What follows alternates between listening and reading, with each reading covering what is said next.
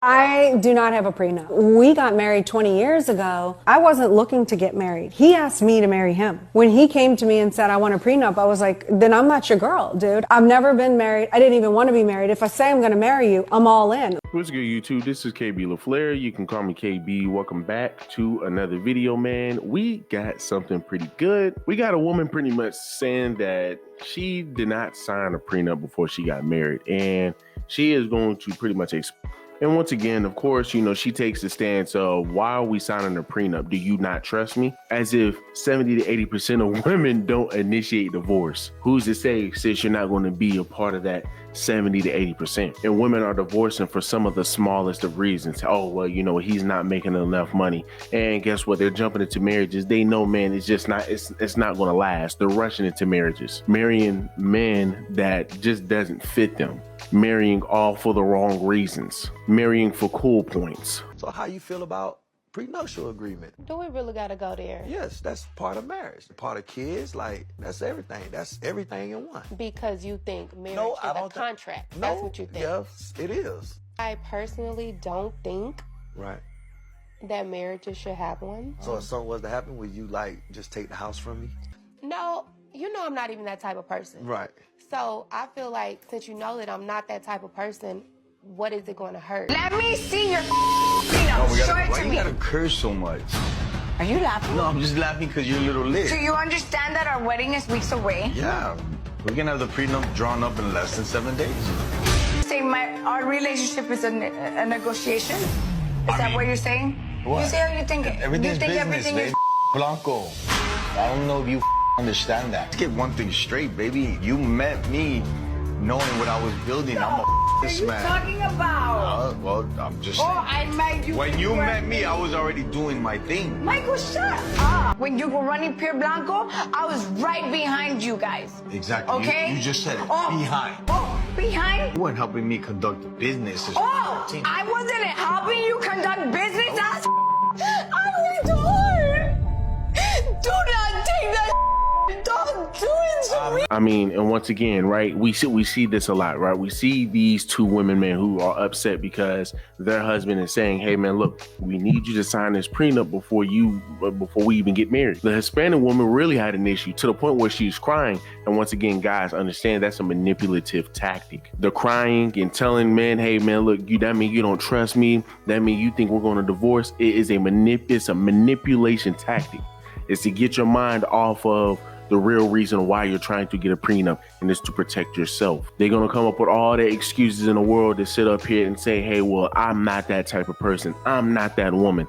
Just to then turn around and some years down the road, y'all get divorced, and then guess what? Now they're going to make up every excuse as to why they deserve half of your stuff. Well, you know what, man? I did this, I did that. You know, I was sitting here supporting you. I was this, I was that. So I believe I deserve half of your stuff. And you didn't do anything to work for half of his stuff, let alone all of it. But hey, once again, that's the entitlement of women today, right? The fact that women are not even, once again, if you love me and if you care about me, you will sign that prenup, because guess what? You're saying, hey, well, you know what? I have your best interest at heart. I want to make sure that you're okay. I want to make sure that you're good on your end. Even if it hurts me a little bit, I'm going to make sure that you're good on your end, because once again, we got to make sure everybody's protected in here. And I'm not sitting over here saying that because, let's just say, you know, a man and a woman do divorce and they've been together for 20 plus years, then yeah, she is entitled to some money, I believe. I say some, and I say it's a one-time payment. It should be a one-time payment,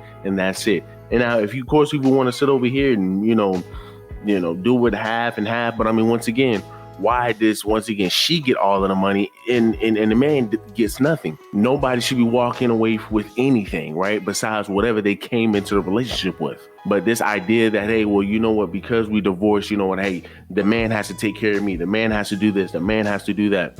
If the man is the one that's making the most money, women will always come up with excuses and reasons as to why that man should pay up. If the woman is making all the money and they get divorced and she has to give that man money, guess what happens? They will come up with all of the excuses to say, hey, she don't need to be paying that man any money.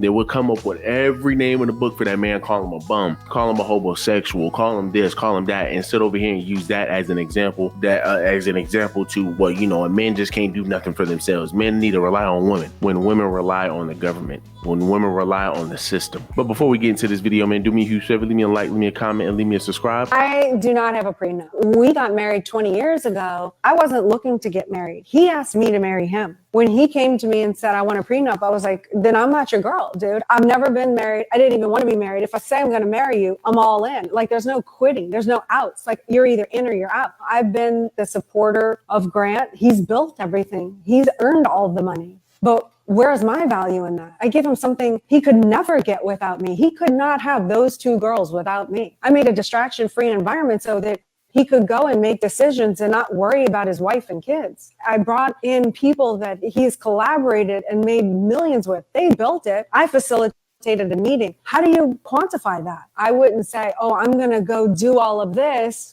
and help build this, and then you're going to cut me out if we never make it. Hell no. But that won't happen because we're in it to win it.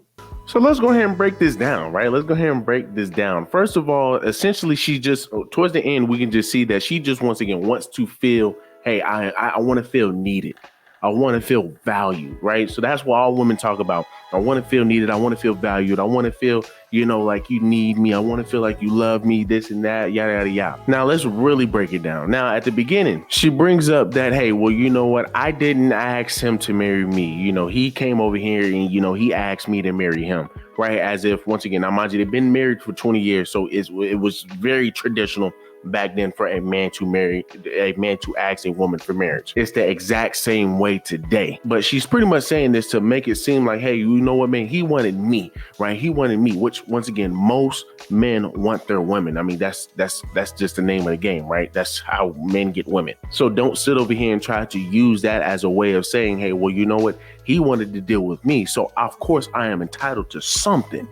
I should be entitled to something. It's what a lot of women like to do. They like to go ahead and throw those little small things in there to make it seem like, hey, you know, once again, I'm not the one that initiated all of this stuff. Hey, I'm not the one, man, who was sitting over here begging and on my knees doing this and doing that. It's almost like a woman sitting up here, you get into an argument with your girl and she say, hey, well, you nigga, first of all, you asked me to go out with you. First of all, you did.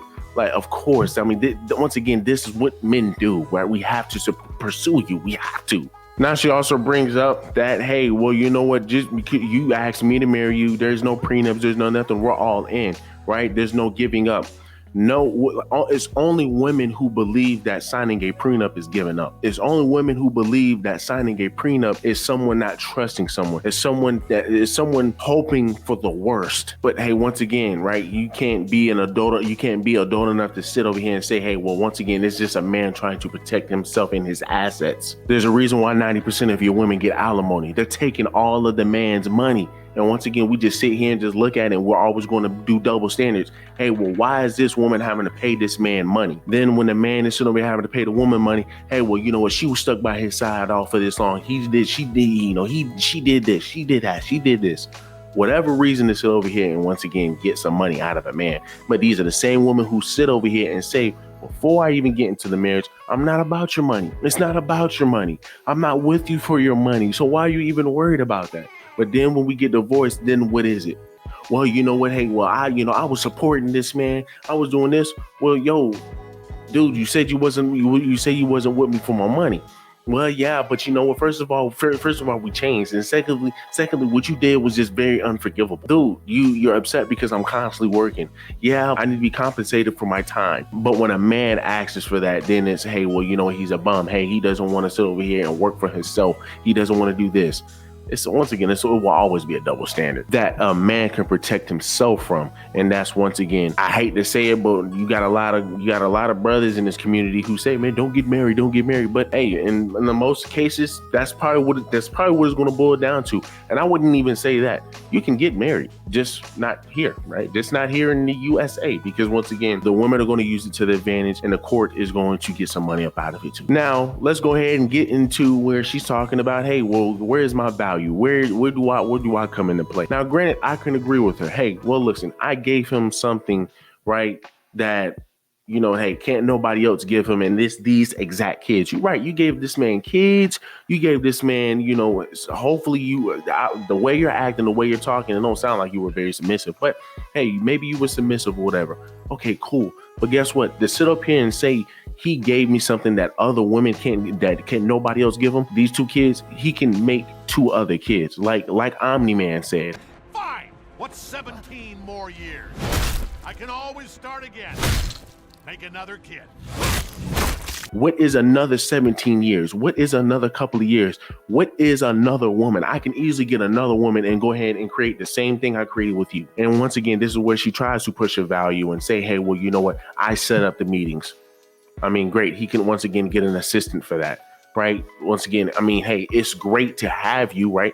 I would want my woman to be my assistant, but don't act like I just can't simply go out here and just go find another woman and sit over here and be put in that position. Like I can't sit over here and pay a man to be in that position. But once again, you're going to have some imps out there who just say, you know what? Hey, it is what it is. You know what? I can overlook it, especially in the height of the relationship when they first start dating or whatever. Of course, you're going to have some guys who are going to be imps, right? And I'm pretty sure he is one. I'm pretty sure he allows her to kind of just run it however she wants to. If, hey, you know what? Hey, if something makes this guy uncomfortable when it has to deal with another man, she would tell you, hey, look, babe, you don't even have to worry about that. I got it.